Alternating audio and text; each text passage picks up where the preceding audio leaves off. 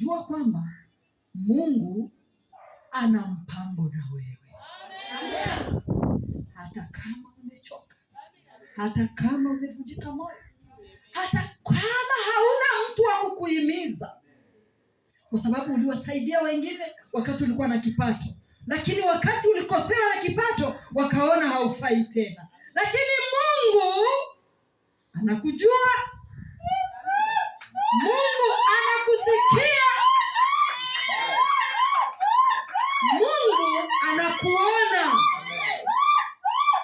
Kwa ajili ya hayo yote, Mungu aliruhusu hayo yote yafike kwako, sio kwa mpango mbaya, sio kwa bahati nasibu, bali ni kwa mpango wa Mungu mkubwa ulio juu ya maisha yako.